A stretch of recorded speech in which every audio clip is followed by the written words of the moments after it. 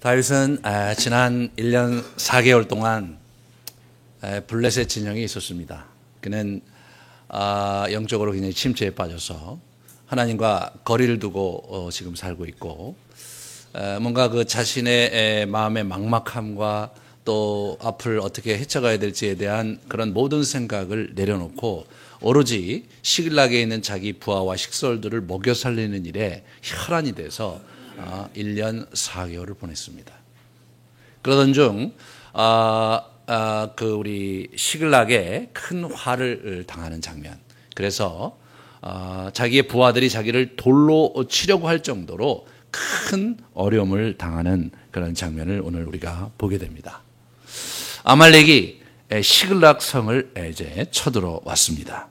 오늘 이렇게 보시면 나중에 그 아말렉의 그 소년, 애굽 소년이 이제 하는 말이 있어요. 그래서 자기가 이제 어떻게 여기 왔는지 또 이런 얘기를 쭉 얘기하는데, 여기 보시면 14절에 보면 그 소년 얘기하기를 우리가 그렛 사람의 남방과 유다에 속한 지방과 갈렙 남방을 침노하고 시글락을 불살랐나이다, 이렇게 얘기하고 있습니다. 그래서 이 아말렉이 우리 블레셋과 이 사울 왕국이 대단한 전투를 그 이스라엘 골짜기에서 이스라엘 평원에서 벌린다는 소식을 듣고 약탈 전쟁을 벌였습니다. 그래서 우리 그 유다 지역 남쪽과 블레셋 평원에 있는 여러 지역들을 약탈 전쟁을 벌였는데, 그런데 유독 시글락만 불태웠습니다. 그러니까 이들이 약탈 전쟁 중에 시글락에 대한 원한을 그들이 이제 풀고 있는 것을 보게 됩니다. 도대체 이 아말렉이 어떤 족속이기에 이런 일이 일어나고 계속해서 이스라엘과 그런 견원지간에 있는가 한번 같이 좀 돌아보도록 하겠습니다. 먼저 아말렉은 에서의 손자였어요. 우리가 이제 우리 그 창세기 36장을 좀 보면 에서의 아들 엘리바스의 첩 딥나는 아말렉을 엘리바스에게 낳았다리 나옵니다. 그리고 에서의 자손 중에 이제 여러 족속들을 이루게 됩니다. 그래서 에서의 자녀가 다 족속을 이룬 것은 아니고요. 그 중에서 아주 유력한 가문을 일군 사람이 이제 그 이름을 따서 족속이 됐는데, 그 중에 한 족장이 아말렉입니다. 아말렉이 이제 에서의, 그러니까 야곱의 이제 후예로서, 야곱의 그 형인 에서의 후예로 있었는데, 저 친구들이 사실은 이스라엘과 이렇게 맞닥뜨려진 것은 우리가 이제 출애굽기 17장에 처음으로 출애굽하고 있는 이스라엘을 공격하면서 이제 문제가 발생을 합니다. 그래서 여호수아가 등장하면서 그러면서 이제 그 큰 싸움이 벌어지는 장면을 이렇게 보게 되는데, 그 싸움에서 하나님이 몹시 진노하셨습니다. 그 얘기를 나중에 신명기에 설교를 통해서 우리 모세가 들려줍니다. 너희는 애굽에서 나오는 길에 아말렉이 내게 행한 일을 기억하라. 곧 그들이 너를 길에서 만나 내가 피곤할 때에 내 뒤에 떨어진 약한 자들을 쳤고 하나님을 두려워하지 아니하였느니라, 이렇게 나옵니다. 그러면서 너는 천하에서 아말렉에 대한 기억을 지워버려라. 너는 잊지 말지니라, 이렇게 나옵니다. 이 친구들이 특별히 이스라엘을 괴롭혔어요. 그런데 이스라엘을 그 당시 괴롭혔던 여러 민족들이 있었습니다. 그 출애굽 상황 속에서. 그런데 유독 아말렉에 대해서 하나님이 크게 진노하셨어요. 그 이유는 뭐냐면 에서의 후손이면서 자기 조상이 이렇게 야곱 가문과 이렇게 친족이면서 한 아브라함의 후손이면서 그렇게 야비하게 괴롭히는 것을 하나님이 몹시 불쾌하게 생각하셨습니다. 예. 그러니까 이 에돔 족속이 이제 이스라엘을 자꾸 치는 거에 대해서 사실은 굉장히 하나님이 불쾌하게 생각하시고, 그리고 그거에 대해서 굉장히 많은 징계하는 얘기가 우리 선지서 곳곳에 나오거든요. 너희가 형제된 이스라엘 쳤으니까 내가 가만두지 않겠다. 그 얘기를 늘 하세요. 신명기에 보면 에서에 대해서 특별히 하나님께서 배려하시는 장면이 나와요. 그러니까 이제 우리 에돔 족속이 있는 땅을 이렇게 돌아가라고 하는 것도 그렇거니와, 에돔 족속은 3대 후에는 출애굽 상황에서 이제 같이 이제 합계할 수 없었기에 3대 후에는 이스라엘 총회에 들어올 수 있는 그런 길을 열어놓기도 했어요. 하나님은 우리 이삭의 두 아들에 대한 특별한 관심과 애정이 있었어요. 그런데 그 중에 그 이 에돔 족속 중에서 한 분파인 이 아말렉은 특별히 아주 고약한 놈들인 거예요. 여기 보시면 같은 그 친척인 한 할아버지 자손을 쳤을 뿐만 아니라 치는 장면이 좀 야비하죠. 18절에 보면 곧 그들이 너를 길에서 만나 내가 피곤할 때 내 뒤에서 떨어진 약한 자들을 쳤다 이거예요. 예. 그러니까 이게 굉장히 질이 안 좋은 친구들이에요. 근데 지금 저 일이 있은 연후에 어떻게 되냐면 약 500여 년이 지난 상황이에요. 15장에 보면 사울에게 가서 아말렉을 싹 쓸어버리라고 진멸하라고 요청을 하죠. 근데 그 장면 전후에서는 우리가 갑자기 느닷없이 아말렉을 왜 치지 이렇게 생각할 수 있을지 모르지만 저런 긴 그 아말렉과의 그런 그 이스라엘과의 그 갈등 국면에서 쭉 역사를 보면 저들이 끊임없이 괴롭힌 거예요. 그래서 하나님은 뭐예요? 아말렉을 죽여버리고 싶었던 거예요. 싹 쓸어버리고 싶었던 거예요. 그래서 이제 이 15장에 아말렉 문제를 꺼냈는데 정치적인 입지 때문에 우리 사울이 그들을 완전히 진멸하지는 못했죠. 그리고 27장에 같이 보시면 우리 이제 이 시글락에서 약탈 전쟁을 하며 생존하고 있는 이 다윗이 이렇게 보시면 그 아말렉 사람을 침노했다 이렇게 나옵니다. 그 약탈 전쟁을 하는 리스트에 아말렉이 나와요. 아말렉이. 그래서 이 아말렉과 이제 전쟁을 계속 그렇게 했던 것을 보게 되고 오늘 본문에서 보면 아말렉이 원수를 갚으려고 다윗의 시글락성을 전략적으로 공격을 해갖고 완전히 불태워버리는 거예요. 완전히 불태워버리는 겁니다. 그래서 오늘 가갖고 이 사람들을 이제 너무나 분해갖고 가서 이제 복수하는 장면이 14절에 보면 이렇게 나옵니다. 이 14절이 아니라 17절이네요. 다윗이 새벽부터 이튿날 저물 때까지 그들을 쳤어요. 자기가 식솔들을 잡아갔잖아요. 잡아갔으면 새벽에 가서 이제 밤새도록 이 친구들이 이제 파티하고 난리를 핀 거니까 새벽에 이제 피곤해서 이제 여기저기 누워 있었겠죠. 그때 들어가서 공략을 하고 그리고 그들을 내쫓은 후에 자기 식솔들을 이렇게 끄집어 내는 것 정도면 이게 이제 이해가 되는 건데 이 사람들이 그렇게 한 게 아니에요. 새벽부터 그날 하루 종일 그들을 도륙하고 다음날 일어나서 또 하루 종일 도륙을 해갖고 이틀 동안 착실히 도륙했습니다. 이게요, 이 원한 관계가 아니면 이렇게 죽일 수가 없는 거잖아요. 예? 이 사람들이 얼마나 이 사람들이 싫었고 말이에요. 역사에 내내 그런 일이 벌어졌고 말이에요. 예? 그러면서 계속해서 그러는 거죠. 그러니까 이제 이들이 그 아말렉을 진멸하고 막 죽이려고 할 때는 눈에 불을 켜고 말이에요. 이틀 밤낮을 그들을 죽여도 속이 시원치 않은, 그래서 그 중에 400명 도망간 것을 기록해 놓고 있잖아요. 기록해 놓고 있잖아요. 이야기가 여기서 끝나지 않습니다. 계속해서 그런 일이 벌어지다가 이로부터 또 400, 500년 후에 어떤 일이 벌어지냐면 이들이 바벨론으로 포로로 끌려가요. 그런데 바벨론 그 에스더 시절에 이 하만이라는 일파가 유대인을 몰살시키려는 음모를 꾸밉니다. 그래갖고 이제 착실히 이제 그 유대인들을 죽이려고 할 때 에스더와 모르드게가 등장을 하고 그들이 이제 그 하만의 음모를 파헤쳐서 하만 일파를 도륙을 합니다. 근데 그 하만이 이 아말렉 왕 아각의 후손인 거예요. 그때 가서야 비로소 아말렉이 땅에서 없어지고 역사상 사라지는 그런 일이 벌어지는 거예요. 아주 천년의 한이 맺힌 그런 족속이 아말렉입니다. 아말렉이.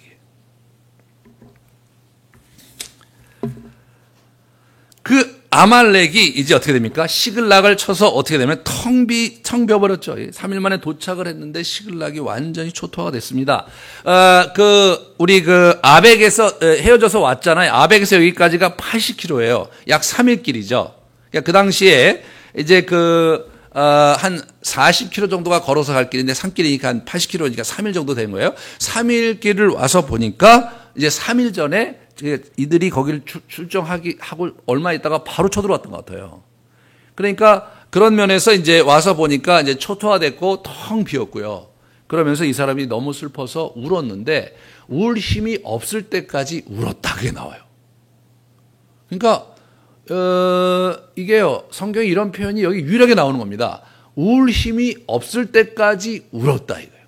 이게 이분들이 굉장히 원통한 거죠. 워낙 원통한 사람들이잖아요. 원통하고 빚진 자들이 모인 자들이잖아요.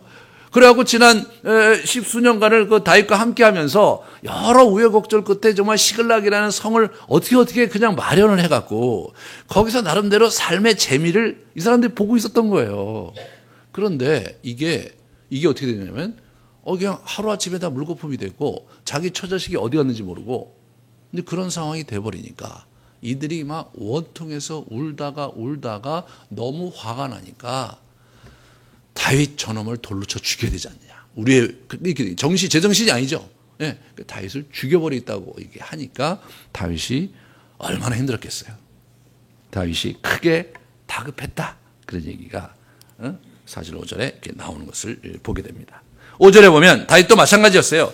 왜냐하면 오늘 보면은 5절에 다윗의 두 아내 이스라엘 여인 아히노암과 갈멜 사람 나발의 아내였던 아비가일도 사로잡혔다. 그렇게 나오거든요.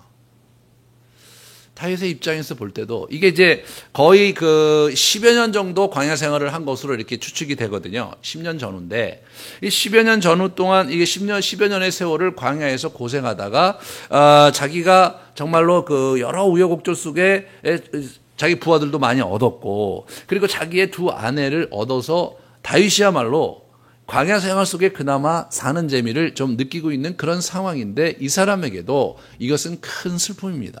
왜냐하면 이 저자가 이 사람들 그 다윗 두 아내에 대한 언급을 하고 나중에 또 이렇게 돌아와서 회복했을 때 두 아내도 같이 살렸다는 얘기를 반드시 기록을 하고 있거든요. 그러니까 뭐 거기 있는 사람들을 다 잡아갔다가 거기 있는 사람들이 하나도 남김없이 다 구출됐다 이렇게 끝날 것을 이 두 아내의 이름을 언급한 것은 특별히 다윗에게도 이 상황이 너무나 이렇게 고통스럽고 어려운 상황이었던 것을 우리에게 들려주려고 그렇게 하고 있는 거죠. 그래서 크게 힘들었던, 스트레스 받았던 그런 치명적인 상황이었습니다. 이런 치명적인 상황 속에서 이제 다윗이 이렇게 살아나는 장면을 이렇게 보게 돼요. 살아나는 장면을 어떻게 되냐면 6절에 보시면 크게 다급하였으나 그의 하나님 여호와를 힘입고 용기를 얻었더라. 이게 사실 이렇게 나오는데 이 장면을 우리가 정말 잘 주목해서 보아야 됩니다. 왜냐하면 7절에 보시면 아히멜렉의 아들 제사장 아비아델에게 원하건대 에봇을 내게 가져와라 그렇게 나와요.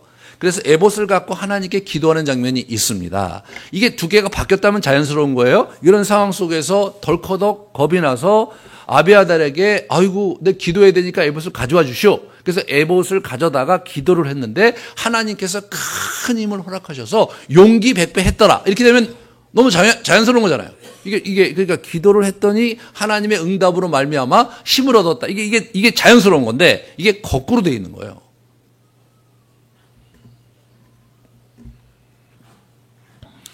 오늘 본문에서 이제 다윗이 무슨 생각을 했는지를 엿볼 수 있는 몇 가지 단서들이 있어요. 가만히 보시면 왔는데 보니까 완전히 불타 없어졌어요. 그래서 굉장히 많이 울었습니다.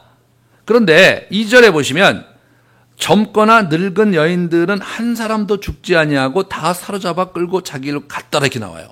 그러니까 이것을 어떻게 압니까? 와서 불을 타 없어졌는데 들어가 보니까 시체가 하나도 없는 거예요. 그러니까 한 사람도 안 죽은 거예요. 여러분 이거는요 굉장히 어려운 장면이에요. 이것은 그들을 어디 지금 여행을 모시고 하는 게 아니에요. 와서 약탈을 하고 그리고 다 태워버리고 그들을 어린아이 뭐 할 거 없이 여자나 남자 이게 어른들 뭐 나이 있는 사람들 애들 할 거 없이 다 자기들이 어떻게 됩니까? 자기들이 끌고 가는 거예요. 여러분 고대 사회의 포로라는 것은요 우리 같이 이렇게 뭐 차를 타고 기차를 태워서 이렇게 엄중하게 경계를 해갖고 데려가는 게 아니잖아요. 고대 사회의 포로는 그냥 끌고 가는 거거든요. 여기 이제 그 고대 근동에 있는 그런 부조라든가 그런 그림에 이렇게 보면 여기다가 이거 차고 같은 걸 차고요. 또는 이렇게 뒤에 하고 질질 끌어가요. 질질 끌어간다고요. 일반적으로 옷은 다 벗기고. 네. 그렇게 막, 이제 소돼지 끌고 가듯이 끌고 가는 거예요, 그게. 그런 상황이면 제가 볼 때는 누군가가 반항하다 죽거나 말 안 듣는다고 좁혀서 죽거나 뭐 그런 일이 있었어야 되는 거죠, 이게. 근데 오늘 본문에서 뭐냐면 한 사람도 그런 사람이 없는 거예요. 이들이 뭐 고기만 뒤졌겠습니까? 인근을 다 뒤졌겠죠. 사람들이 혹시 있나? 그러니까 그 마을 인근을 뒤졌는데도 불구하고 한 사람도 이제 죽은 사람이 없는 거예요. 그걸 보고 울었어요. 그러나 울고 나서 생각해 보면 이게 뭐가 있는 거 아니에요. 어떻게 한 사람도 다치지 않고 한 사람도 시체가 발견되지 않은 채 납작 여행 데려간 것처럼 데려갔단 말이에요. 이 부분이 아마 우리 다윗이 문득 생각해 보면서 이제 고민했던 그런 부분이 아니었을까 이렇게 생각해 볼 수 있어요.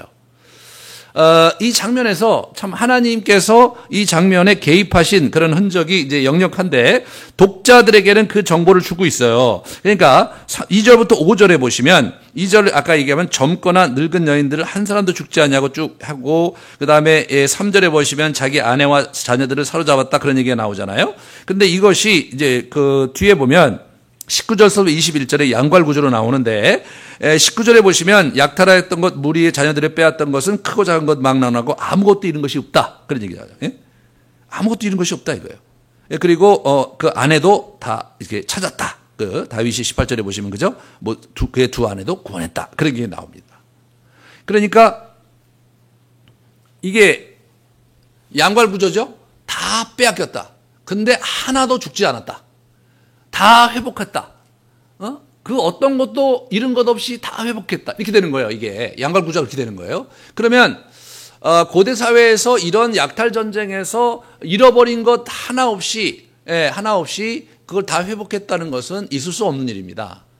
이거는 하나님의 어떤 신의 특별한 가호가 있는 것이지 이게 있을 수 있는 일이 아니잖아요. 그 부분을 우리 저자가 기록을 해주고 있는 거예요. 이 전쟁은 참 수상하고도 신비한 전쟁이다. 왜냐하면 그 모든 사람들이 잡혀갔는데 하나도 죽지 않았을 뿐만 아니라 그들이 하나도 잃지 않고 또 노략대 물고도 하나도 빼앗기지 않고 다 다시 도로 찾았다. 그런 얘기를 해주고 있는 거죠. 여기에는 하나님의 의도가 있는 겁니다. 하나님께서 뭔가 하시려고 그렇게 하신 거죠. 우리가 나중에 이제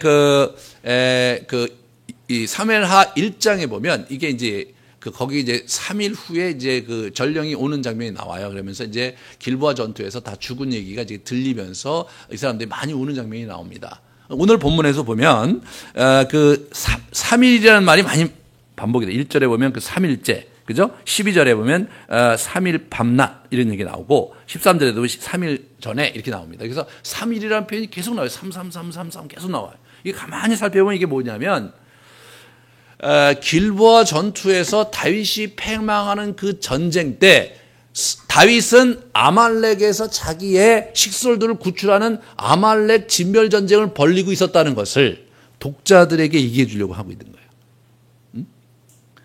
여러분, 이 다윗의 왕통이 정통하려면, 다윗이 이스라엘 왕으로서 적자인 것이 분명하려면 자기 동족에게 칼을 디미는 일은 없어야 되잖아요. 그는 적성국가인 아기스에게 망명했던 사람인데 거기서 무슨 일이 있었는지를 소상히 밝히면서 다윗의 왕위에 대한 관심을 가지고 기록하고 있다고, 또 다윗의 인생 여정을 기록하고 있다는 관점에서 볼 때 하나님께서 특별히 오묘하신 섭리 가운데 다윗이 자기 동족에게 칼을 겨누는 일을 금하셨을 뿐만 아니라 객관적인 증거로 이 다윗이 시글락에 있는 자기의 식솔들을 구출하러 멀리 떠나서 아말렉을 진멸하는데 이틀 내내 그들을 진멸했던 그러한 정황이 있다. 그걸 보여주는 거예요. 하나님의 은총이죠. 하나님의 자비입니다. 동시에 이 다윗이 이 사건을 계기로 해서 완전히 바뀝니다. 그러니까 이제 그 기도하면서 바뀌거든, 이 사람이요. 그러면서 완전히 바뀌는데 마치 어떤 것 같으냐면 그 전까지의 그 시글락의 이게 있어서의 다윗의 모습은 흑백처럼 보여요. 다윗의 감정도 잘 드러나지 않고 칙칙하고 흑백 필름으로 영화를 보다가 갑자기 이 장면에서부터 6절 이후부터 총천연색으로 보이면서, 그러면서 말랐던 나무들이 막 이렇게 싹이 나고 꽃이 피고, 광야에 막 계속해서 이게 이파랗게 나고 이런 장면을 연상하는 것 같이 이게 쫙 이렇게 바뀌어요, 이게 전환하는 겁니다. 이 전환에 하나님의 주권적인 개입이 있는 거예요. 영적 침체에 빠졌을 때 우리가 무엇을 해야 되느냐? 우리가 할 수 있는 것이 별로 없어요. 여러분, 영적 침체에 빠질 때는 믿음으로 기다리는 것밖에 없어요. 믿음으로 그분의 임재를 기다리는 것밖에 없습니다. 이제 이 사람이 그거를 기다리면서 붙드는 장면을 오늘 우리가 이제 보게 되는 겁니다. 자, 6절을 보시면 백성들이 자녀 때문에 마음이 슬퍼서 다윗을 돌로 치자 하니 다윗이 크게 다급하였으나 그의 하나님 여호와를 힘입고 용기를 얻었더라. 그의 하나님 여호와를 힘입고가 나와요. 근데 여러분, 그의 하나님이라는 표현이 재밌는 거예요. 16장부터 다윗 이야기가 나오는데 그의 하나님이라는 표현이 여기 처음 나오는 거예요. 아참, 나의 하나님이 계시지? 이런 생각이 드는 거예요. 아참, 나에게 하나님이 있잖아. 이런 생각을 한 거예요, 이 사람이요. 그 생각을 하는데 갑자기 힘이 나고 용기가 이게 올라오는 거예요.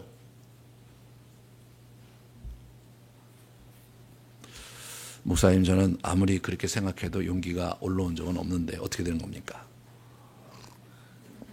이렇게 생각하는 사람도 있을 거예요. 어떤 사람은 기도하고 나면 힘이 난다고 그러는데 기도를 해도 기도가 안 되고 힘이 나기커녕 화만 나는 분들도 있거든요.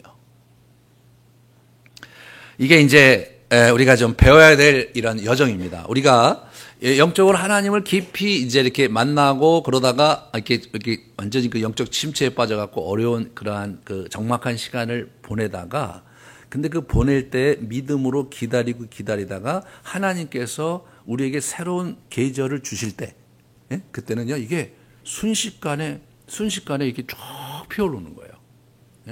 아주 굉장히 목마른 사람이 완전히 그냥 몸이 쫙 처지고 입이 타고 그러던 사람이 한 모금의 물, 두 모금의 물을 콜콜콜 마시면서 그 생기가, 얼굴에 생기가 돌면서 이렇게 기운을 확 차리듯이, 그렇게 차리듯이 이게 확 올라오는 거예요.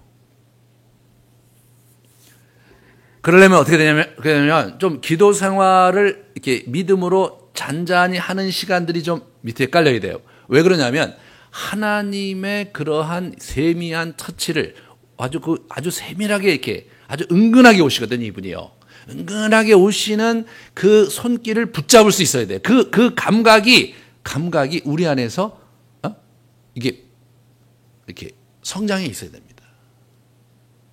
그러니까 이게 이제 우리가 부르짖고 막 하나님께 막 굉장히 울면서 기도하고 그럴 때 하나님께서 주시는 쾅쾅 뭐 이렇게 우리가 방언도 주시고 뭐 환상도 보여주시고 우리의 오감으로 주시는 여러 가지 하나님의 임재를 체험하게 하실 때 우리가 신받다 하면서 이렇게 하나님께 나아가고 그러면서 힘을 얻고 그런 간증을 여러분이 굉장히 많이 들으셨을 거예요. 근데 그런 간증도 있지만 이런 체험도 있는 거예요. 정말 완전히 무너져 있고 하나님 외에 정말로 내가 이 세상에 얻을 것이 없고 하나님밖에는 나를 구원해 주실 수 없는데 기도도 안 되고 정말 하나님을 포기할 수는 없고 낙담은 되는데 포기할 수는 없고 그런 시간을 전전긍긍 보내다가 어느 날 살포시 그분이 나의 영혼에 다가오시는 그 순간을 내가 멈칫 캐치할 수 있는, 그게 우리에게 필요한 겁니다. 하나님께서 우리의 신앙을 인도하시는 데 있어서 처음에는 우장창창 여러 가지 그러한 형태로 이렇게 보여주시지만, 그러나 시간이 흘러가고 더 깊게 이제 우리가 하나님을 만나러 가게 되면 그 다음부터는 은밀하고 세밀하게 우리 가운데 이렇게 들어오세요. 이분이 점잖은 분이시고요. 이분이 굉장히 인격이 있으신 분이세요. 그렇기 때문에 이게 우리를 터치할 때 굉장히 깊은 곳에서 은근히 우리에게 말씀하시고 우리에게 힘을 주시는데, 우리가 그것을 잘 감각이 그게 이제 이렇게 정리가 안 돼 있고 발전이 안 돼 있으니까 잘 몰라요. 하나님의 은혜가 와 있는데도 몰라요. 하나님 실제로 우리 안에 계시고 예수 그리스도가 우리 안에 계시고 우리 옆에 계시는데 내가 못 느끼는 거예요. 영성훈련의 핵심이 뭐냐? 이미 우리 안에 계시고 내 옆에 계시고 내 뒤에 계시고 내 위에 계신 예수 그리스도를 체험하는 여정이거든요. 그것을 체험하는 그런 여정으로 우리가 들어갈 때 우리의 신앙생활이 좀 다른 차원으로 갑니다. 우리의 영적인 감각이 예수 그리스도와 하나님의 임재를 잘 느낄 수 있는 그런 차원으로 우리가 이제 이렇게 자꾸 준비될 때, 그럴 때 다른 차원으로 가는 거예요. 이분이 지금 뭐예요? 이분이 기도를 세게 했더니 하나님의 힘이 위로부터 내려왔다, 이렇게 오늘 기록하고 있지 않다는데 여러분이 주목하셔야 되는 거예요. 이게 수동적인 차원도 넘어가는 거예요. 본인이 부르짖었기 때문에 은혜가 임한 것이 아니라 은혜가 임했기 때문에 부르짖을 수 있었던 거예요. 다윗의 영적 여정이 수동적인 형태로 바뀌어가고 있는 거예요. 갑자기 그의 하나님을 붙드니까 갑자기 용기와 힘이 생기는 거예요. 어디로부터 오는지 모르는 강한 힘과 확신이 이 사람을 확 사로잡은 거예요. 네, 사로잡은 거예요. 그래서 이 사람이 처음이 뭐냐면 아비아달에게 에봇을 가져오라고 합니다. 그 에봇은 제사장 옷이라고 말씀드렸어요. 그 앞에 가슴에 주머니가 있는데 우림과 둠밈이 있어서 하나님께 물을 때 그걸 갖고 물은 거였어요. 근데 이 다윗 이야기에 이게 2번 나와요. 그것이 23장에 그일라 전투 끝나고 나서 사울이 자기를 쳐들어온다고 얘기 들었을 때 하나님께 물었을 때 저겁니다. 제사장 아비아달에게 이르되 에봇을 이리로 가져와라. 근데 오늘 본문이 이제 2번째인데 오늘 우리 개역 개정판에 이렇게 나와요. 제사장 아비아달에게 이르되 원하건대 에봇을 내게로 가져오라. 이렇게 원하건대가 들어갔어요. 근데 실제로 저게요. 영어로 please, 우리나라 제발 이런 공손한 그 말을 표현하는 부사가 나라는 부사가 거기 하나 더 들어갔거든요. 그러니까 문장을 다시 이렇게 문맥 속에서 다시 이게 뉘앙스를 잘 살린 번역이 하나 있는데 그게 공동 번역이에요. 저게 캐톨릭 번역인데 저 공동 번역 여기저기 이상한 데 많은데 또 저거는 굉장히 잘했어요. 자, 보세요. 부탁하여 에봇을 모셔오게 하였다. 예? 아비아달이 에봇을 다윗에게 모셔오자. 이렇게 나온 겁니다. 예? 아비아달에게 정중하게 부탁합니다. 제사장 아비아달이시여, 제게 에봇을 좀 가져와 주십시오. 예? 그러자 제사장이 그 말을 듣고 받들어서 아주 공손하고 정중하게 에봇을 모셔다가 다윗에게 보낸 겁니다. 보낸 거예요. 이게 어떻게 되냐면요. 다윗의 이 심리 모드가 바뀐 거예요. 그 이전에 괜히 거칠고 때로 야비하고 사람들 죽이고 전략적으로 움직이고 그랬던 다윗이 이 장면에서 자기 부하들이 자기를 죽이려고 하고 막 이런 과정에서 깊이 고민하다가 아참 나의 하나님이 계신데, 지난 1년 4개월 동안 멀리 있었던 하나님을 다시 떠올리면서 그분을 생각했는데 그분이 은혜로 자기를 확 사로잡아 준 거예요. 그러니까 어떻게 된 거냐면 이 사람의 마음의 색깔이 바뀐 거예요. 굉장히 부드러워진 거예요. 그래서 아비아달, 제사장 아비아달 가져오시오 이렇게 얘기한 게 아니라 아비아달이시오, 제발 내게 에봇 좀 가져와 주십시오 이렇게 바뀐 거예요. 그러니까 이게 어떻게 되냐면 영화를 찍으면 흑백으로 쭉 거친 영화들이 장면이 막 연출되다가 이 장면에서 갑자기 이게 배경음악이 굉장히 소프트하고 굉장히 거룩하고 아주 굉장히 그 고상한 음악이 흘러나오면서 그러면서 이게 칼라로 싹 바뀌는 거예요. 그러면서 다윗이 완전히 바뀌어요. 네? 다윗이 바뀝니다.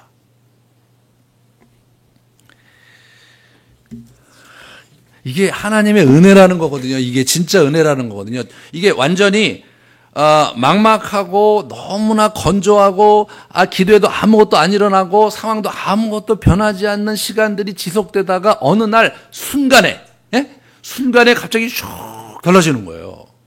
그러니까 우리의 영적 여정을 우리가 이렇게 생각하시면 안 돼요.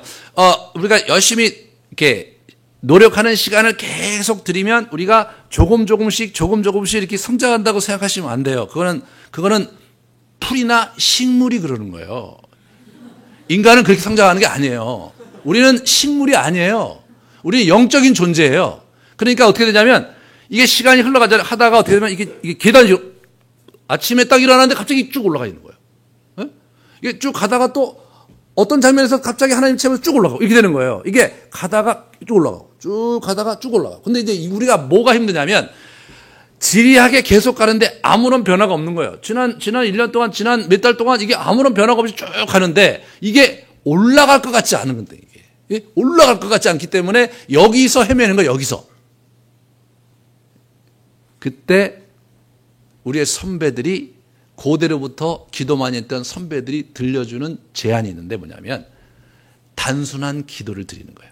단순한 기도라는 게 뭐냐면 simple prayer라고 하는 기도가 믿음으로 담백하게 몇 마디 말로 그분께 드리면서 믿음으로 그 시간을 고요하게 지내는 거예요. 그게 단순한 기도예요. 그러면서 믿음으로 그 시간을 기다릴 때 쭉 올라가는 거예요. 하나님께서 이렇게 오셔서 우리의 마음을 그렇게 촉촉하게 적시시며 우리의 영혼을 적시시면서 갑자기 풍성한 사람이 되면서 그러면서 갑자기 이제 없던 분별력이 쭉 생기는 거예요. 이것이 영적으로 이제 어떻게 되냐면 좀 더 깊은 경지에 있는 사람들이 경험하는 그런 내용입니다. 그 세계에 들어가면 이렇게 잔잔하게 오는 은혜를 맛보게 되고 그리고 남모르는 하나님과의 은밀한 교제 속에서 오는 잔잔한 평화와 미래에 대한 알 수 없는 근거 없는 확신을 갖게 되는 거예요. 여러분 그러니까 초대교회 때 수많은 사람들이 순교할 수 있었던 거예요. 네? 그렇게 예수님이 와서 힘주시고 어려움 속에서도 함께 하시는 것을 잔잔하게 체험하면서 내 마음에 하나님 주시는 평강이 있으니까 그러니까 여러분 200년 동안 죽었어요. 그러면 어떻게 되냐면 로마 정부가 200년 동안 사람들을 그렇게 하면 어떻게 되냐면 기독교가 박멸됐어야 되는데 그렇지는 않은 거예요. 최근에 중국이 그런 거예요. 중국이 이제 그 공산화되고 나서 그 서양 선교사를 다 내보낸 거예요. 그 당시에 600만 정도 되는 크리스천이 있었고 그 다음에 이제 어떻게 된지 몰랐는데 주계장막이 열리면서 중국에 이렇게 열어보니까 어떻게 되냐면 6천만이 있는 거예요. 6천만이. 너무나 충격적이잖아요. 지금은 1억이 넘어요. 1억이 넘습니다. 굉장히 모진 핍박이 있고 저희가 갔던 그 지역에 있는 분도 수년 전에 어떻게 되냐면 감옥에 가서 모진 고초를 당하고 오신 분들이에요. 네. 그러니까 여기저기에 여전히 교회 지도자들이 모진 고초를 당했는데 이분들은 뭐냐면 그럼에도 불구하고 모임을 계속하고 있는 거예요. 여러분 그분들이 우리만큼 성경을 몰라요. 이렇게 좋은 강의를 들을 수가 없어요. 성경 공부를 제대로 못하는 거예요. 제가 가서 맥가월계를 가르치는데 이분들이 오셔서 뭐라고 그러냐면 목사님 너무 감사합니다. 우리가 할 수 있는 것은 맨날 성경을 읽는 것밖에는 할 수 있는 일이 없는데 읽어도 무슨 뜻인지 몰랐는데 목사님 와셔서 그렇게 얘기해 주시니까 너무나 감사하다 이거예요.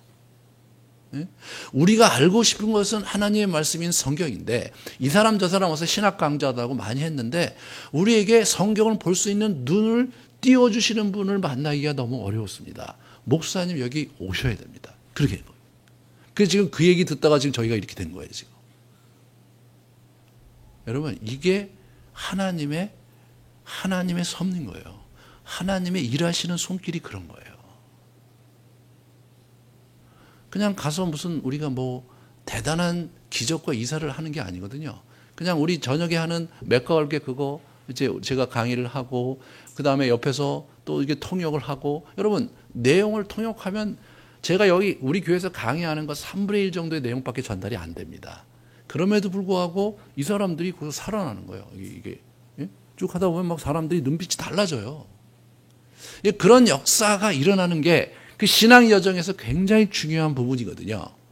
근데 우리가 그 부분에 대해서 잘 모르고 잘 인식을 못하니까 자꾸 오감으로 들어오는 뭐 엄청난 변화 또 우리의 삶의 현실에서 바뀌는 그런 여러 가지 역사를 우리가 이제 기대하는데 그게 잘 안 오는데 힘들어요. 그런데 보통 이제 신앙 수준이 어느 수준을 넘어가잖아요. 그러면 갑자기 우리 외부에서 벌어지는 하나님의 역사가 잘 안 보일 때가 있어요. 그때 수면 밑으로 들어가는 건데 그때부터는 어떤 역동이 일어나냐면 내가 변할 때 내 상황이 변합니다. 네? 처음에 초창기 신앙생활 할 때는 상황이 변하는 것을 보면서 흥분해서 감사해서 내가 변했어요. 근데 이제는 그러한 능동적인 역동에서 수동적으로 바뀝니다. 내가 내 안에 계신 예수 그리스도를 만나고 그분의 은혜를 체험하고 그분 안에서 새로운 생명을 얻으니까 어떻게 되냐면 내 주변을 바꿀 수 있는 내면의 힘이 생기고 실제로 그런 역사가 일어나는 거예요. 오늘 본문이 그런 내용이에요. 이게. 사울과는 완전히 다른 길을 가는 다윗을 보게 되는 겁니다. 예.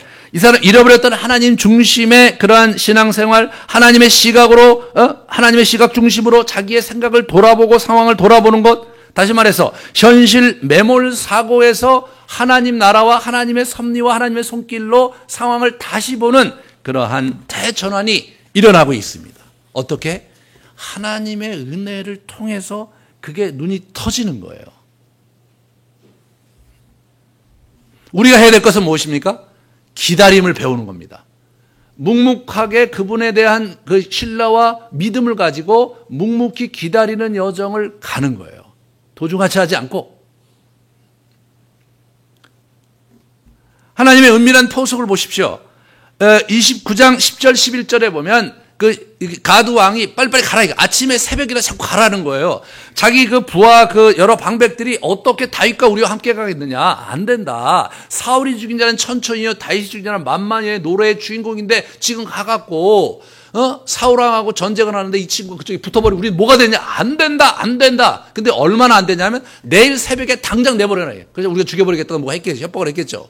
그러니까 아기스가 다급해가지고 야, 너 안 되겠다. 내일 새벽에 내일 일어나서 빨리빨리 가라. 그러니까 이 사람이 아침에 일찍 일어나서 80km를 내려오면서 안도의 한숨을 쉬었겠죠. 와. 자, 하나님의 은혜로 내가 가지 말아야 될 전쟁을 슬기롭게 헤쳐갈 수 있게 해주시는구나 감사를 한 거예요. 근데 3일길 와갖고 보니까 웬걸 이게 완전히 초토화되고 자신들이 그나마 이제 지어놨던 집들이 다 없어지고 자기의 처자식들은 온데간데 없이 사라진 거예요.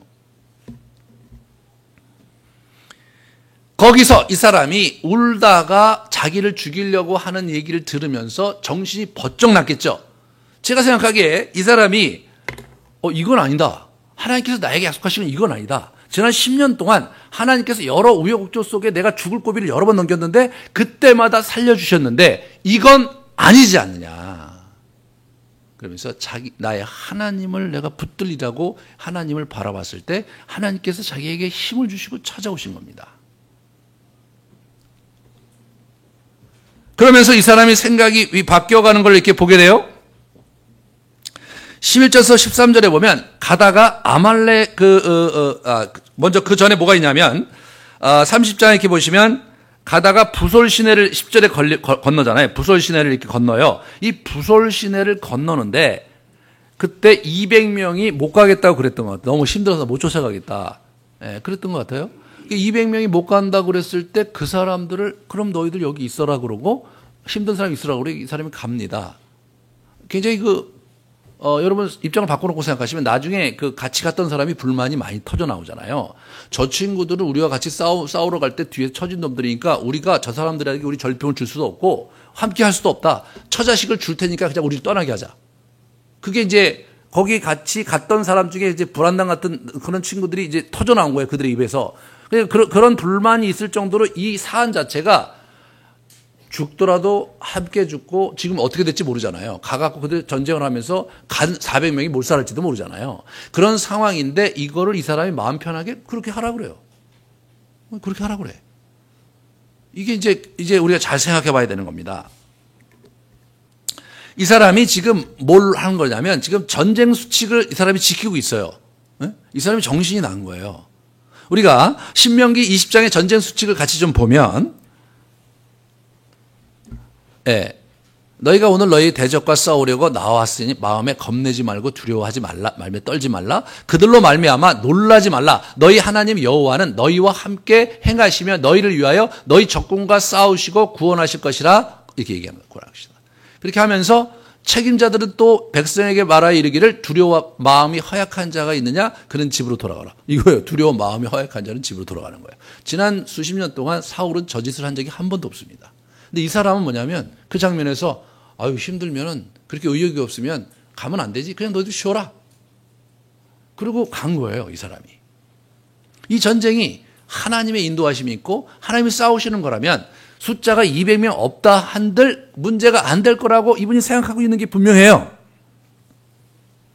그리고 가다가 어떻게 되냐면 한 애굽 소년이 이렇게 거의 실신한 채 이렇게 버려진 것을 발견하게 돼요. 의식은 없어요. 의식은 없어. 거의 다 죽었어요. 그러면 어떤 일이 벌어집니까? 어떻게 해야 됩니까? 일반적으로 생각할 때는 빨리 더 찾으러 가야죠. 그 친구가 뭐 다 죽어가는 친구인데 저게 살아날지 안 살아날지 알 수도 없고 거기다 시간을 보낼 수가 없잖아요. 1대 1대 3대 쫙 풀어갖고 계속해서 거기를 이잡듯이 뒤져야 되는 상황입니다. 그런데 다윗이 가던 길을 멈춰요. 멈춥니다. 분위기가 아주 다르게 진행이 되는 거예요. 11절에 보세요. 그에게 떡을 주어 먹게 하며 물을 마시게 합니다. 얘가 그러면서 이제 약간 좀 괜찮아지니까 어떻게 됩니까? 무화과 뭉치를 뗀 떡덩이와 건포도 2송이를 주는 거예요. 그게 뭐야? 단 거를 줘요. 그러니까 정신이 나잖아요. 그 얘기들 보니까 자기가 밤낮 사흘 동안 못 먹은 거예요. 그럴 때 얘기합니다. 야, 너 누구에게 속한 자냐? 네 출신이 어디냐? 이렇게 물어요. 다윗은 뭐예요? 직감적으로 알게 된 거죠. 이게 하나님이 나에게 주신 사인일지 모른다. 여기에 내 길이 있을지 모른다라고 직감적으로 그거를 자기가 느낀 거죠, 이 사람이. 그러니까 편안하게 얘기하는 거잖아요. 먹여라. 예? 살려내라. 그럼 뭐 이게 배랑 안에 팍팍 일어났겠습니까? 시간이 흘러가고, 시간이. 지금 1시간, 2시간 시간이 계속 가고 있는 거잖아요. 가고 있는데 다윗이 거기에 멈추는 거예요. 이 바쁘고 분망하고 일촉즉발의 위기 속에서 멈춰 있는 겁니다, 다윗이. 자기 부대를 먼저 보내고 너희들 빨리 찾고 있어. 내가 이 친구한테 상황이 어떻게 되는지 알 때까지 여기 있다. 아니면 내가 가고 있을 때 너 아무개 너 여기 지키고 있다가 이 친구를 여기 물어봐서 정보가 있으면 바로 사람 보내라. 이렇게 한 게 아니라 다들 앉아서 기다리고 있는 거예요. 이런 여유가 어디서 생깁니까? 다윗이 이 사람의 내면에 고요히 흐르는 평강이 있고 하나님께서 주신 약속, 반드시 네가 구출해낼 수 있다고 주신 약속을 믿었기 때문에 그 친구에게 그렇게 얘기한 거죠. 자기가 사실은 아말렉 그 종이었다. 그래서 자기 입으로 얘기하잖아요. 시글락을 불태웠다. 이 녀석이 그 녀석 아니에요. 그러니까 그러면 너희 주인이 있는 그곳에 우리를 데려가 줄 수 있느냐? 데려가 줄 수 있다. 대신 하나님의 이름으로 맹세해달라 이거예요. 예? 다윗 당신이 믿는 신의 이름으로 맹세해달라 이거예요. 나를 죽이지도 말고 거기 갔을 때 내 주인에게 나를 넘기지도 말아줬으면 좋겠다. 그러니까 뭐 이를 말입니까? 그냥 가타부터 대답이 없어요. 그냥 바로 간 거예요. 예. 싫어 빨리 확 가버린 거죠. 가서 보니까 자 가관이죠. 이 친구들이 너무나 기뻐갖고 어떻게 됩니까? 거기서 흐드러지게 만찬을 한 거예요. 이들의 생각엔 뭡니까? 다윗이 자기들을 쫓아올 리가 없잖아요. 왜? 다윗은 어디 갔습니까? 전쟁하러 갔잖아요. 전쟁하러 갔으니까 얼마나 걸지 모르는 거잖아요. 고대 전쟁이라는 것은 얼마나 걸지 모르는 전쟁이잖아요. 우리 골리앗과 다윗이 싸울 때, 다윗과 대치할 때 40일 동안 40일 동안 대치했어요. 그러니까 뭐 이 사람들이 입장에서 볼 때는 멀리 우리 다윗이 이제 원정 전쟁에 나갔으니까 그리고 다윗의 식솔들 한 놈도 남김없이 다 데리고 왔으니까 쫓아올 리도 만미하고 여기까지 올 수도 없는 거죠. 그러니까 정말 너무나 기뻐갖고 만찬을 베풀고 막 엄청나게 노래 시킨 거예요. 그걸 보고 있다가 새벽에 기습을 해갖고 이제 그들을 진멸하고 아주 도륙을 하는 그런 장면으로 쭉 번집니다. 이때 다윗의 마음에 평정심이 있는 부분을 이렇게 쭉 가만히 묵상하다 보면 이 사람이 뭐냐면 하나도 서두르지도 않고 하나도 어려움 없고 이렇게 그냥 스트레스 받거나 전전긍긍하거나 마음이 오락가락하거나 분노에 휘둘리거나 그런 거 없이 담담하게 그 다음 스텝 바이 스텝을 가고 있는 모습을 보게 되는 겁니다. 그리고 나서 이제 돌아옵니다. 돌아올 때 부솔 시내가에서 200명을 만나는데 거기 이제 우리가 장면에서 이렇게 보시면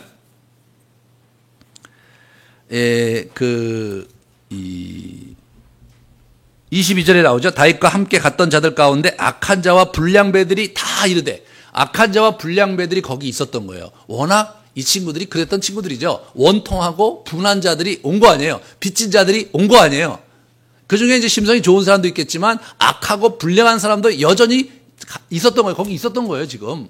그런 상황에서 아주 같은 얘기를 하는 거죠. 저 녀석들하고 우리 함께 갈 수 없다.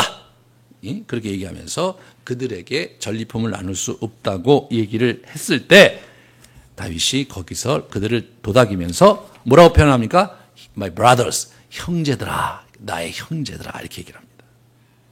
이분이 이상면에서 지금 아주 굉장히 다른 형태로 문제를 바라보는 굉장히 성숙하고 있어요. 성숙하고 상황 자체를 잘 분별하고 서두르거나 정말 이렇게 치우침 없이 아주 잘 이렇게 가고 있는 것을 이렇게 엿볼 수가 있죠.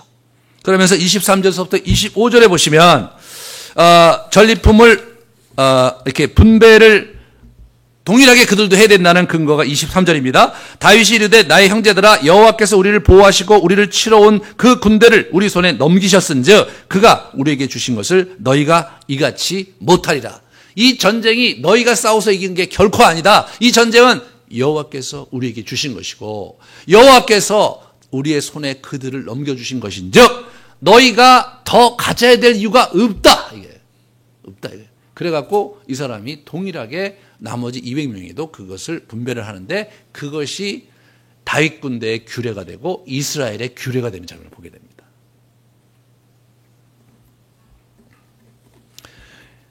그러면서 이 저자가 우리에게 들려주는 얘기가 아주 재밌어요. 보시면 4절을 보시면 4절을 다윗과 그와 함께 한 백성이 이렇게 표현합니다. 이게 처음 등장하는 표현이에요. 다윗과 백성. 다윗과 백성. 6절에 보세요. 백성들이 자녀들 때문에 이 백성이라고 나옵니다. 그 다음에 21절에 보세요. 21절에 보시면 다윗과 그와 함께한 백성 이렇게 나옵니다. 그게 무슨 얘기냐? 이 사람을 지금 왕으로 기술하고 있는 거예요. 네? 이 사람을 이 다윗이 왕으로서의 본연의 어떤 행동을 하기 시작한 것을 저자는 지금 이때부터라고 보고 있는 거죠. 이때부터라고. 이제 사실상 제대로 이제 왕이 오르는 것은 나중에 이 유다의 헤브론에서 왕으로 됐다가 7년 반 후에 온 이스라엘의 왕이 되는 그런 여정이 쭉 남아 있습니다. 약 7, 8년의 여정이 남아 있어요. 그런데 사무엘 저자는 7, 8년의 여정 그 후에 왕이 됐다는 얘기를 하는 것이 아니고 그것은 형식성이고 절차적이고 그런 형태인데 내용적으로 다윗은 언제 왕이었느냐? 30장부터 왕인 거예요. 하나님에 의해서 자신의 은혜가 뭔지 알고 그런 위기 상황을 돌파하는데 하나님의 뜻 가운데 원칙을 가지고 율법의 원칙을 가지고 간 그때를 이 사람이 다윗과 그의 백성들이라고 표현하면서 이때부터 다윗 왕국이 시작되고 있는 것을 얘기해 주고 있는 거죠. 이 전쟁 통해 어떻게 됩니까? 이 전쟁 저편에 지금 길보아 전투에서 우리 이제 사울이 죽잖아요. 그리고 나서 나중에 왕이 됐던데 바로 그 시점에 이미 다윗은 왕의 면모를 갖추고 명실공히 왕으로서의 행보를 하고 있었다. 그것이 30장 이야기입니다. 그리고 와서 어떻게 됩니까? 왕의 면모를 보여주잖아요. 자기 유다의 장로들에게 먼 훗날을 생각하면서 그들에게 선물을 보냅니다. 굉장히 전략적인 거죠. 선물을 보내는 거예요. 그 선물을 보낸 것은 뭡니까? 약차 이만전에서 우리 전쟁을 해갖고 이서 약탈한 거다 얘기하는 함으로 말미암아 길보아 전투에 우리 없었다는 얘기를 공식화시키는 것이고 그리고 그들에게 그러한 우리 그 선물을 줌으로 말미암아 여기 보면 친구라고 나오거든요. 그 지역 자체를 우리 한번 맨 나중에 있는 그 지도를 좀 보여줄래요? 지도 보여주세요. 그 전 거. 예, 저기입니다. 저게 이제 보시면 이 밑에가 지금 여기 나와 있는 리스트들이 박스 안에 있는 리스트들인데 그건 어디냐면 유다 남쪽의 네겝 초입이에요. 네겝 초입에 있는 그 지역에 있는 장로들에게 보낸 거예요. 이게 무슨 얘기입니까? 이 사람이 유다 광야에서 지난 10여 년 동안 있으면서 폐를 끼쳤던 사람들. 네? 자기가 인격적으로 관계를 맺었던 사람들. 그 사람들에게 이 사람이 구체적으로 전리품을 보내고 있는 거예요. 그렇게 하면서 자신의 정치적인 입지를 이제 사울은 이제 어떻게 될지 모르는데 거의 질 거가 너무나 분명하고 그러면서 그 다음 행보를 도모하고 있는 다윗을 봅니다. 여기서 우리가 정말 다윗의 그러한 행보 속에 우리가 봐야 될 게 있는 게 뭐냐면 하나님께서 다윗을 왕으로 세워주실 것을 이분이 어느 날 이렇게 계속 기도만 하고 기다리다가 왕이 된 게 아니고요.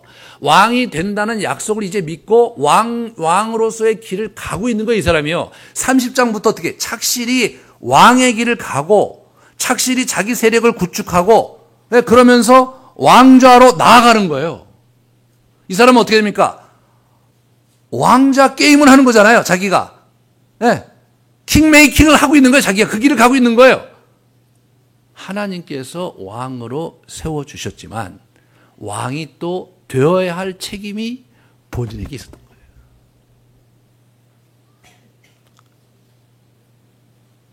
다윗이 내면의 그런 10년 동안의 연단 속에서 배웠던 것은 뭐냐? 하나님과 교제하는 걸 배웠고 위기 상황 속에서 그분을 의지하는 것이 무엇인지를 깨닫고 또 그 수많은 훈련 속에서 자신의 진정한 왕이신 하나님과 교통하는 것을 배웠습니다. 그 다음에 무엇을 하고 있는가? 자신의 통찰과 지혜로 자신의 길을 열어가고 있는 겁니다. 하나님의 뜻을 분별하며 자신의 길을 열어가고 있는 거예요. 이게 신앙생활의 묘미인 겁니다. 우리가 지성이면 감천식으로 해서 우리가 정말 하나님 앞에 늘 기도하고 하나님께 바라고 그러면 하나님께서 이루어 주실 것이다. 이런 신비적인 관점을 버리세요.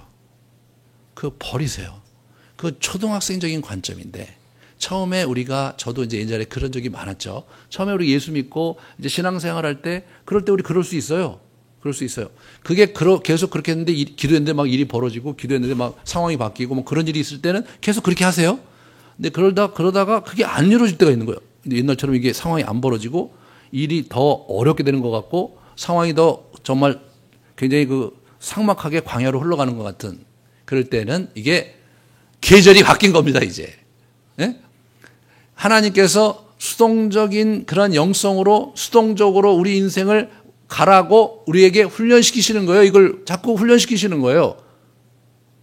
그럴 때 능동적으로 하면 안 되는 거예요. 예?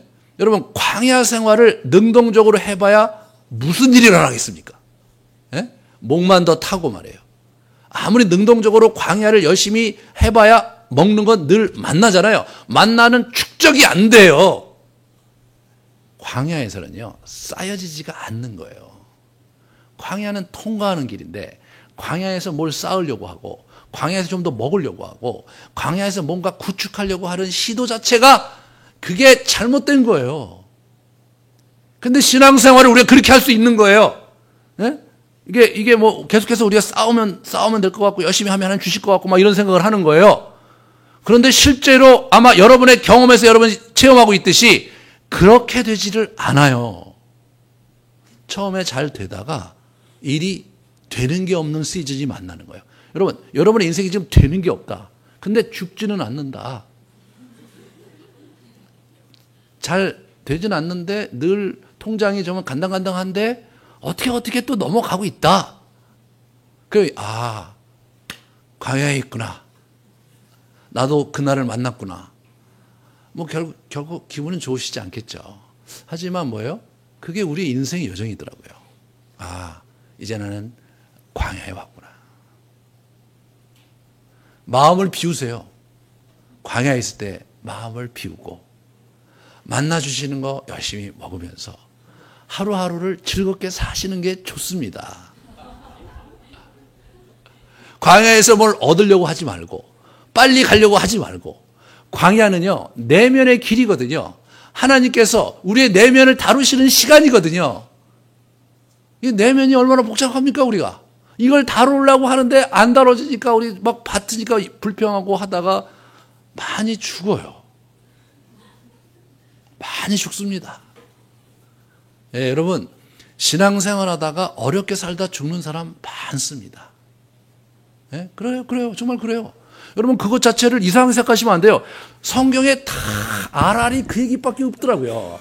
제가 광야를 살면서 그러면서 제가 정말 하나님께 기도하면서 왜 하나님 나는 이렇게 어려움을 당해야 됩니까? 하나님 왜 내 일은 이렇게 안 들어주십니까? 아무 기도도 들어주고 아무 기도 왜 내 길은 안 들어주십니까? 막 그런 얘기를 하는 거예요.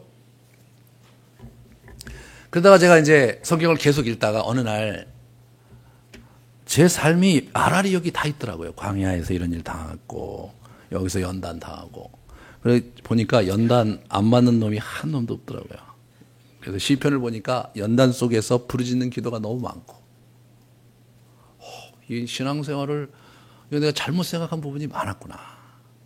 그게 다가 아닌데 그것만 생각했구나. 그래서 수많은 간증 집회를 저도 어렸을 때도 많이 했는데 맨 그런 간증 집회잖아요. 하나님께서 우리 기도했는데 뭐가 들어주시고 뭐 사업이 잘 풀리고 막 그런 거 막. 여러분 그 처음에 들을 때 은혜가 되지만 계속 듣다 보면 화가 나요.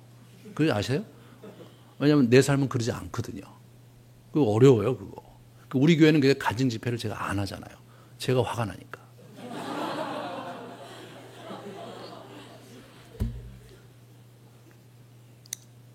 그런데 여러분, 하나님은 반드시 광야의 끝을 우리에게 주시는 분이세요. 믿음으로 담백하게 그 길을 가면 광야의 마지막을 보여주신단 말이죠. 그리고 우리가 가나안에 진입할 수 있는 그 길을, 그 인생의 새로운 차원의 길을 열어주시는 거예요. 다윗이요, 자신의 의지로 완성이 된 것은 26장에 완전히 하나님께 복종했습니다. 하지만 문이 열린 건 아니에요. 내가 하나님께 완전히 채웠기 때문에 바로 따그닥하고 문이 열리는 게 아니에요. 여러분, 그 이상의 내면의 문제가 여전히 그에게 남아있기 때문에 하나님께서 어둠의 시간을 이 다윗에게 주신 것입니다. 다윗이 그 어둠의 골짜기를 넘어가고 어렵게 바트게 넘어가고 있다가 때가 되매 그분이 다윗의 마음을 붙잡고 용기를 주시고 힘을 주시고 그가 기도하게 하실 때 그게 눈이 열리면서 상황이 바뀌는 것이 아니라 상황을 헤쳐갈 수 있는 통찰과 분별력을 주시면서 다윗이 자기 길을 가는 겁니다, 이제. 다윗이 자기의 길을 찾아가는 거예요. 오늘 본문에 보세요. 자기 길을 찾아가고 있습니다, 이 사람이. 기도해 봤더니, 야, 너 유다 장로들에게 있는 거 너 전리품 네 식구들만 주지 말고 갖다 줘야 된다. 왜요? 다 그게 뜻이 있는 거야, 임마. 하나님이 그렇게 하시지 않는단 말이에요. 이게 나에게 기회구나. 다음 장면에 볼 때 전리품을 갖고 내가 여기서 기뻐하고 잔치 그거 버릴 때가 아니구나. 부하들 시켜서 이거 누구에게 다 보내는 거예요. 다 보내는 거예요. 그리고 자기 길을 기다리고 준비하는 겁니다. 그래서 다윗이 그 위대한 길을 가게 되는 겁니다. 사랑하는 여러분, 여러분께서 하나님께서 주신 그 길을 여러분이 꼭 찾아서 여러분이 그 길을 아름답게 걸어가시는 축복된 여정 되시기를 주님의 이름으로 축원합니다. 우리 같이 기도하시겠습니다.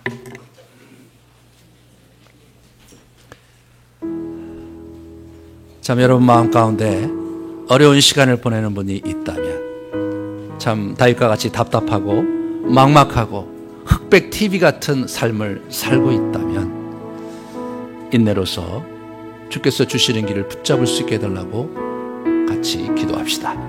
이런 데서 낙담되는 것이 아니라 다윗처럼 주께서 주시는 은혜를 체험할 수 있는 기회를 달라고 우리 같이 기도할 수 있기를 바랍니다. 기도하시겠습니다. 이제는 우리 가운데 오신 참 생명을 주신 예수 그리스도의 놀라우신 은혜와 우리의 생수의 강을 허락하시고 정말 하나님께서 보여주신 광야 속에서의 길을 통해서 가나안을 허락하시고자 하는 하나님의 경륜과 늘 우리 마음에 정말 어렵고 불평하며 힘들 때라도 우리의 마음을 힘주시고 이끌어주시며 우리의 경주를 완주하게 하시는 성령의 역사하심이 이 자리에 고개 숙인 우리 귀한 형제자매들 머리 위에 우리 주변에 참으로 힘들고 무너져 있는 많은 영혼들 위에 이제로부터 영원토록 함께 있을지어다. 아멘.